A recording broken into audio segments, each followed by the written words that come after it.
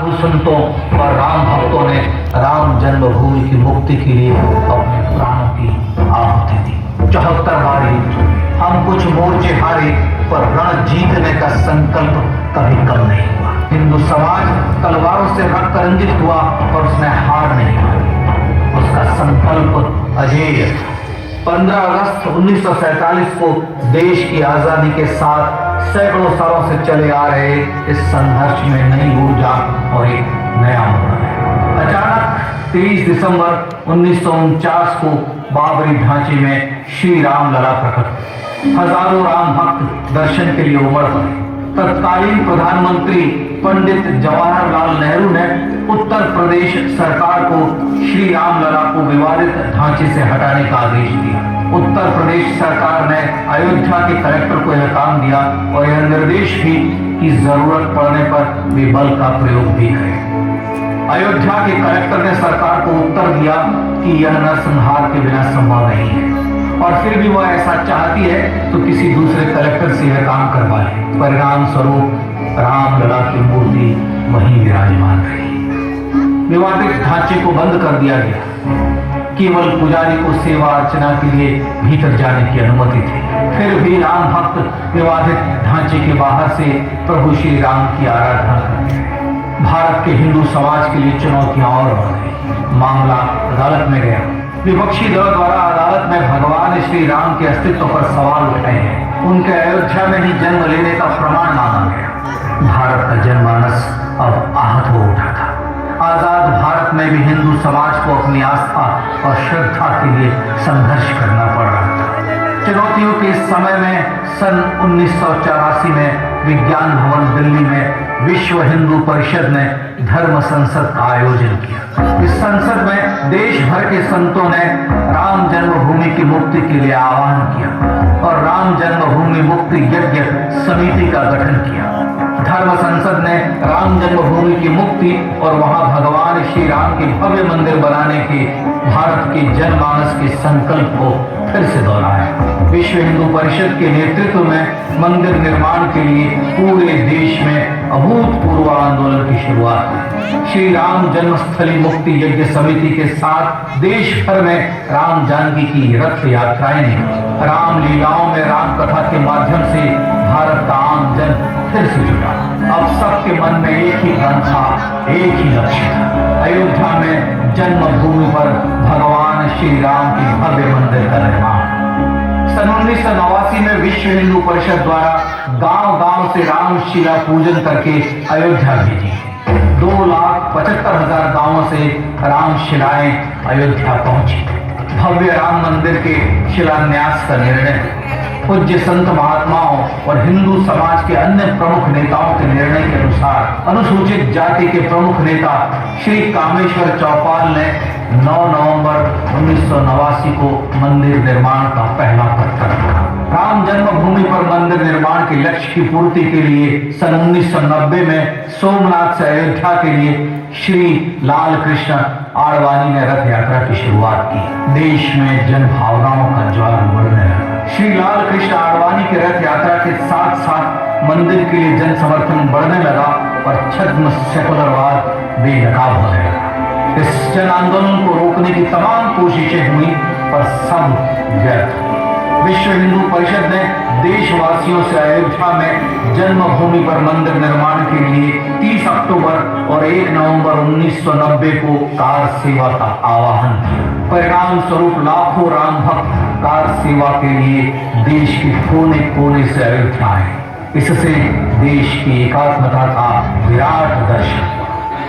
Car सेवकों को रोकने के लिए उत्तर प्रदेश के तत्कालीन मुख्यमंत्री श्री मुलायम सिंह यादव ने अयोध्या में परिंदे को भी पर न मारने देने की घोषणा की। स्थितियां गंभीर हो गई। अयोध्या से 100-200 किलोमीटर दूर रेलगाड़ियां रोक दी गई। अयोध्या युद्ध भूमि बना दी गई। मार्ग बंद, रेल बंद, चप्पे चप्पे पर पुलिस। अयोध्या सैनिक छावनी में बदल गई। राम नाम पर ऐसी पाबंदी कि अर्थी ले जा रहे लोगों तक को रोका गया क्योंकि वे राम नाम सत्य कह रहे थे। लेकिन सैकड़ों किलोमीटर की यात्रा कर कार सेवक अयोध्या पहुंचे।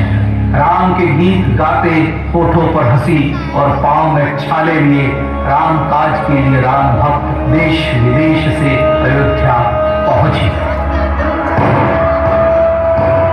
कार सेवकों पर गोली लगी, अनेक कार सेवक शहीद। आजाद भारत में जन्मभूमि पर राम मंदिर के लिए कार सेवकों ने फिर एक बार अपना बलिदान दिया, पर कार सेवकों ने विवादित ढांचे पर भगवा फहरा ही दिया और इस तरह कार सेवा सफल हुई। श्री राम जन्मभूमि आंदोलन ने भारत की सुप्त आत्मा को झकझोर कर जगा दिया। विश्व हिंदू परिषद ने फिर एक बार 6 दिसंबर 1992 को कार सेवा का आह्वान किया। राम भक्तों को कार सेवा करने देने के लिए अदालत में प्रार्थना की गई, पर अदालत ने कोई निर्णय नहीं लिया। परिणाम स्वरूप बौद्ध, जैन, सिख, स्वामीनारायण संप्रदाय, गायत्री परिवार, हर पंथ, मत, विचार हिंदू एकत्र हो गए। छूत अछूत का भेद मिटा, जाति की पहचान मिटी, हम सब हिंदू, हम सब सिंधु बन गए। राम सिंधु में ज्वार उठा और देखते ही देखते 6 दिसंबर 1992 को श्री राम जन्मभूमि से बाबरी ढांचा सदा के लिए हट गया।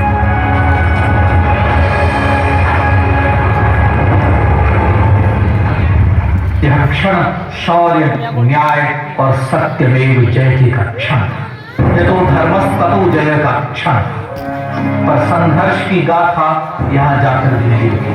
छद्म सेकुलरवादियों द्वारा भारत और भगवान श्री राम के इतिहास को झुठलाने के लिए अदालतों में चुनौतियों का सिलसिला चलता रहा, जो 1950 से चल रहा है। हिंदू सिखों के बीच से गुजरते हुए भगवान श्री राम का दर्शन करने के लिए विवश।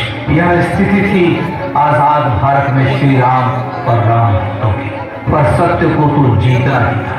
आखिरकार देश के सर्वोच्च न्यायालय के 5 जजों की खंडपीठ ने 9 नवंबर 2019 को ऐतिहासिक निर्णय दिया और यह कहा कि अयोध्या जन्मभूमि परिसर की पूरी 67 एकड़ भूमि रामलला, और न्यायालय ने भारत सरकार को जन्मभूमि पर मंदिर बनाने के लिए एक ट्रस्ट बनाने का आदेश दिया।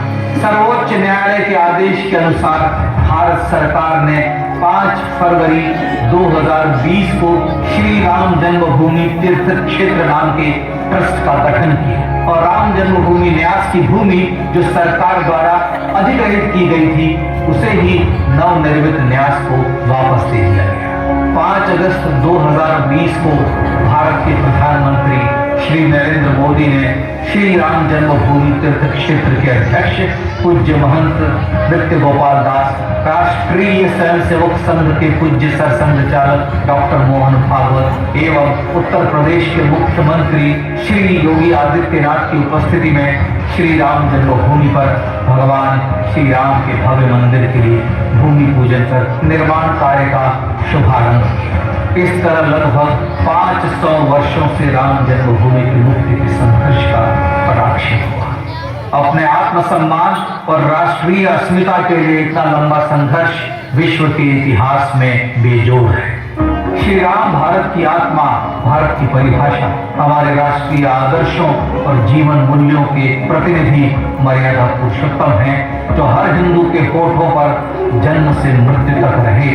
बस यही हर हृदय में प्रार्थना होती है। राम भारतीय राष्ट्रीय स्वाभिमान और आज से तो हिमालय से समुद्र पर्यंत तक जन जन को एकात्मता के बंधन में बांधने वाले रक्षा सूत्र है। अयोध्या स्थित श्री राम जन्मभूमि पर बाबर का हमला वास्तव में भारत के स्वाभिमान और राष्ट्रीयता पर हमला था। प्रधानमंत्री श्री नरेंद्र मोदी द्वारा श्री राम जन्मभूमि पर राम मंदिर का पुनः निर्माण न केवल बाबरी मानसिकता का पराभव है, बल्कि संपन्न, सुखी, सुसंस्कृत, सर्वशक्ति संपन्न स्वराष्ट्र का सूर्योदय भी। यह उस राम राज्य की दिशा में वह कदम है जिसकी अभिलाषा राज राजेंद्र चोल, कृष्णदेव राय, छत्रपति शिवाजी महाराज से लेकर महात्मा गांधी तक ने की थी। अयोध्या में जन्मभूमि पर भगवान श्री राम का मंदिर न सिर्फ राष्ट्रीय गौरव होगा, बल्कि वह श्री राम के आदर्शों का राष्ट्र मंदिर होगा। अब वह महान संकल्प पूरा होने जा रहा है। आइए इस राम यज्ञ, राष्ट्र यज्ञ में जिन ज्ञात और अज्ञात भारतीयों ने अपनी आत्माहुति दी है, उनका पुण्य स्मरण कर उन्हें श्रद्धा